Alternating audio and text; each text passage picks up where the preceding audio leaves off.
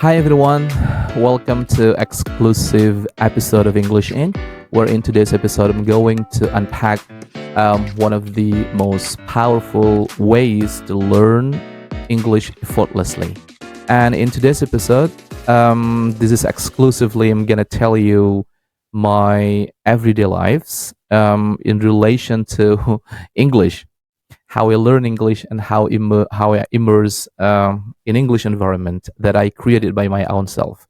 I don't learn like English like durably sitting on table and then doing a lot of exercises, memorizing lot number of vocabulary or words, phrases or whatever. No, I did not learn that way because I'm quite busy with my work, but amongst my busy days, I try really hard to set aside some time to learn this language, but not in deliberate way. Okay, let's jump right into the activity. Activity one that I learn that I do is that listening. Listening to what? Listening to English podcasts, and that's what I love to do. I love listening to English podcasts every morning, going to my workplace and then going home from workplace and heading home. I listen to English podcasts because I drive a car. Maybe if you're not driving a car, if you go by train or if you go by bus or you go by public transportation, you can have like what is it access to whatever the learning resources. It can be Spotify or YouTube, and plug in your headset and listen. And that's what I do. And if you ask me what I listen, well, to be honest, I'm telling you guys in this episode. That is why I said it's exclusive episode. I listen to a lot number of podcasts. Number one is that I listen to real life English podcasts hosted by Ethan. And all of these podcasts that I've been listening to, I'm going to show you the link in the show notes in the description so you can have access to those links very easily and you may pick one of them to listen to. Okay, number one is that I listen to real life English podcast, which is hosted by Ethan, an American coach, speaking English coach, which is really amazing with his colleagues. There are Thiago from Brazil and also Ksenia and also another, coach, Kase from South Africa. So they share a lot of things. They share a lot about learning English, and it's been like hitting hundreds something episodes, which is really amazing. I listen to this podcast like effortlessly. I focus, on what they're talking, right? And then I try to catch what they're actually talking. And then sometimes after listening for 15 minutes, for 20 minutes, then I try to repeat. I try to rephrase using my own sentence. And that's how I learn individually because I know that I don't have anybody to practice with. And I've been very fortunate that Fatma is ready every week to have a chat, having riffing each other back and forth. But aside from that, I don't have like speaking partners that actively engage with me every single time. So that is why I have to find this kind of activity that sharpens my English. So the first thing that I listen is that real life English podcast. And another one that I love listening is that it's a podcast as well, but it's not mainly discussing about language, how language works and stuff, but it's related to real podcasts. It's Mel Robin. I love this. I love this woman. She is really gorgeous. She's really cool. What I love about Mel Robin, she updates every single time her content, and I've been listening to Spotify and YouTube sometimes, but very often I listen to what is that, Spotify for hours because her podcast is sometimes hitting more than an hour. What's great about listening to this Mel Robin, and you may have your personal preference in listening to podcasts, everyone, but for me, Mel Robin is really great in dealing with mental health issues, and she always came up with brilliant idea how to deal with our own self, how to self motivate, and then how to grow our inner soul and everything. And the podcast is really amazing because she speaks very clearly. I encountered this, my first encounter with Mel Robin back in about 12 years ago in TED Talk, and she came up with a great idea. And then I just love her. And then every single time I listen to this. So after listening to Real Life English podcast, sometimes in the morning, not exactly in the morning, sometimes before going to sleep, it's not kind of fixed schedule. So one more time, learning English hasn't doesn't have to be like something fixed and then you have to do it deliberately, sitting on a table and doing a lot of things, exercises. No, for me, I do it like effortlessly. What I try to focus and listening to Mel Robbins podcast or whatever the podcast you're listening.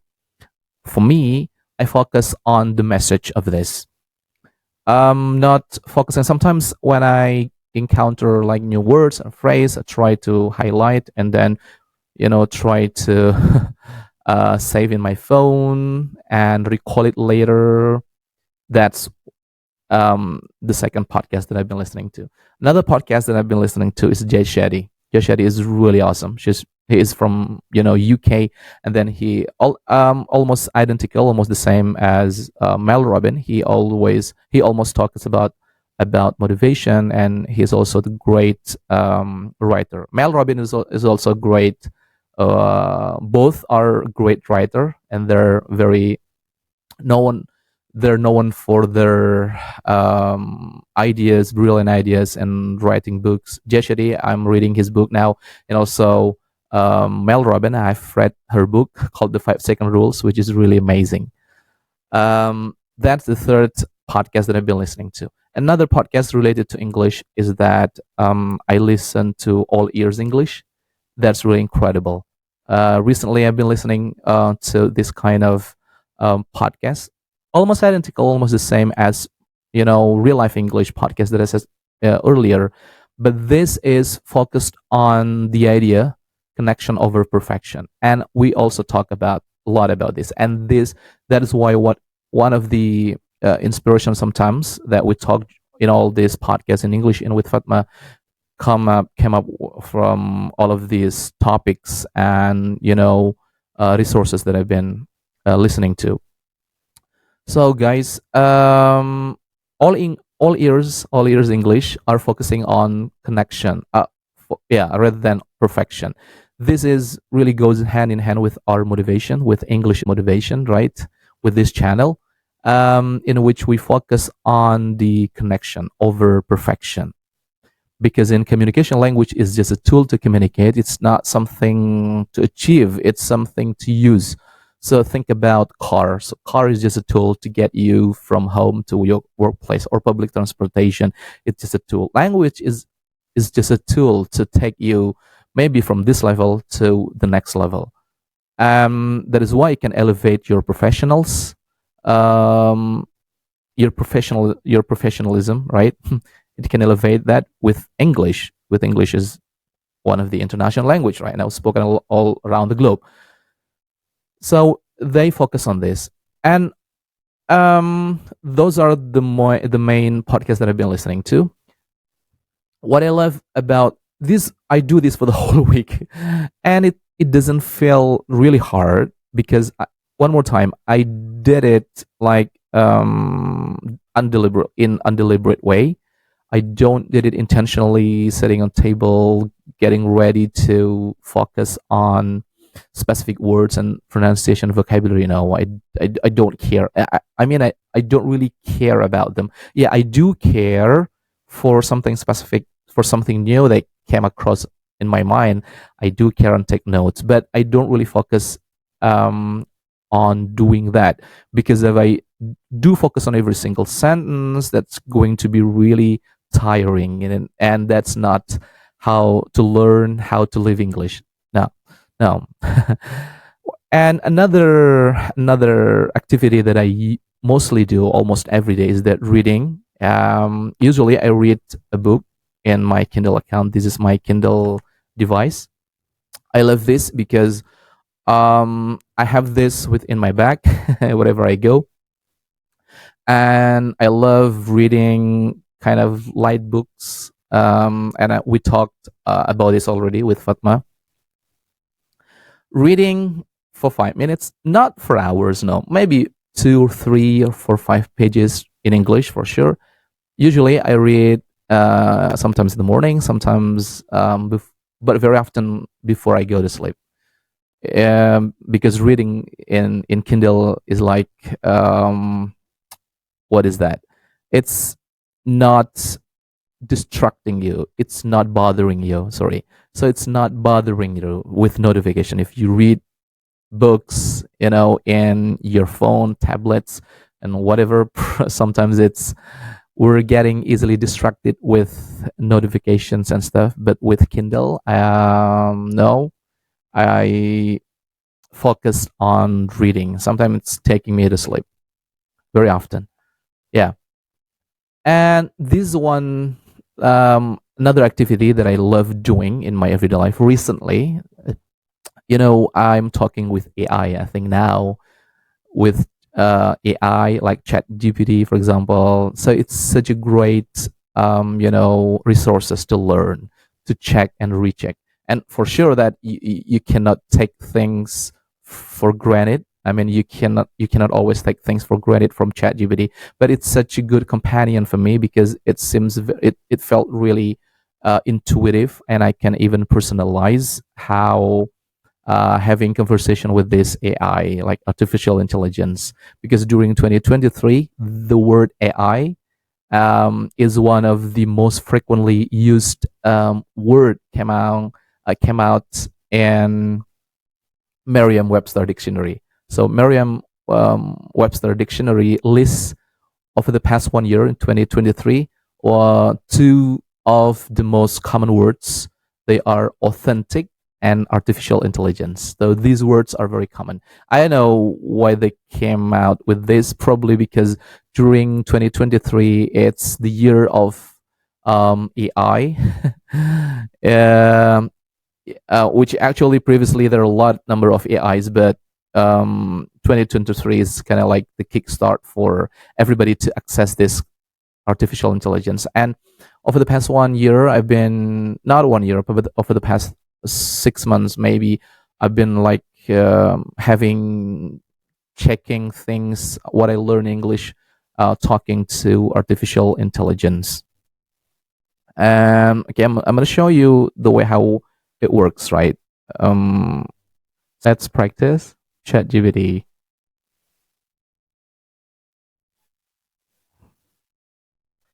Hi, let's speak English. I want to practice speaking English with you. Now you can ask me like light topic. Sure thing. What's your go-to comfort food when you need a pick-me-up? Comfort food. Um, I love nasi goreng here in Indonesia. It's very typical. Nice choice. Nasi goreng is delicious. Any special ingredients or twists you add when making it? Um, because I love spicy. Sometimes I spiced up with a little bit chili powder. And what do you like to eat? I don't eat, but I'm curious. What's your favorite dish that you'd recommend trying? Okay, because I'm from Indonesia, maybe you can try satay. Do you know what satay is? Tanto. Satu enak sekali. Anda lebih suka sate ayam atau sate kambing? Okay, now speak in English, not bahasa Indonesia. Sure thing. Do you prefer chicken satay or lamb satay? Lamb satay for sure, because I'm from Indonesia, originally from Madura, so I love lamb satay.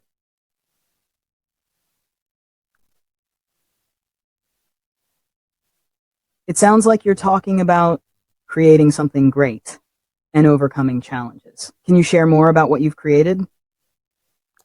Yeah, it's all about satay, right? It's traditional food, originally from Indonesia.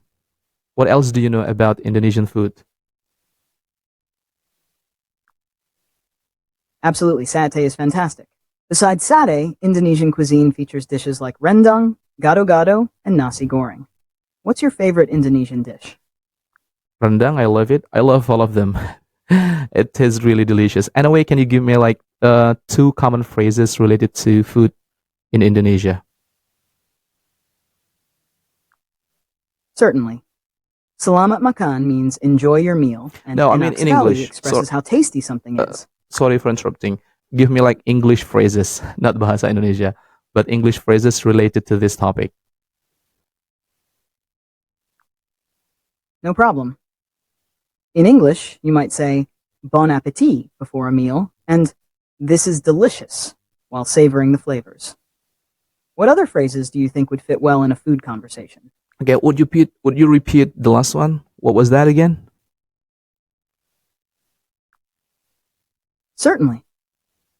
The last one was this is delicious. It's a simple way to express enjoyment of the food you're eating. No, I Anything mean else you'd like to chat about? no, I mean the previous one you said. The previous one, the first one. Got it. The first one was bon appetit. It's a French phrase often used in English to wish someone an enjoyable meal. Anything else you're curious about? Okay, thank you. Thank you.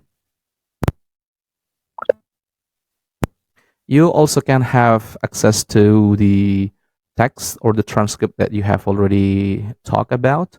So, bon appetit is a French phrase often used in English to wish someone an enjoyable meal.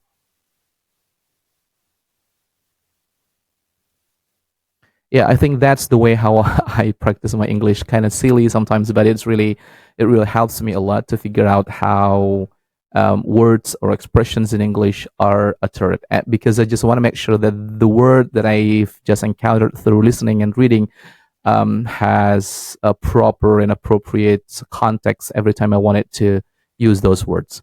And guys, for everybody, this is really critical. This is really important before I end. Living English is really great. Okay, another thing, the last thing that I do to practice my English these days, about 3 months already, I've been very fortunate that I finally can be connected to my friend, which is native English friend from USA, from Massachusetts. Yeah, and I have opportunity to talk with him because he set aside some time with me, like an hour every week, to have like a conference call exclusively only with me. So we have briefing each other, talking about stuff what happened in the U.S. So we talk. I don't specifically learn English, but I talk a lot about things in English. And guys, those are the 5 resources that I've been doing. Let me recall one more time: listening to Real Life English podcast, and then listening to Mel Robin, Jay Shetty podcast, and then to All Ears English, and finally ChatGPT. I talked to ChatGPT, and the sixth one, the last one, I talked to my native English speakers. And don't worry for everybody if you cannot do all of them simultaneously or the same. You don't live English already. There's no problem here. All you need to do is just to grab something that you wish to learn, to accomplish, that contributes to your learning English, and start doing it. Begin with a single tiny things that you think it's worth working for you. And that is all for today's episode, guys. And one more time, I want to show the link in the description, in the show notes, so you can have access to those links. So keep it up. Bye bye.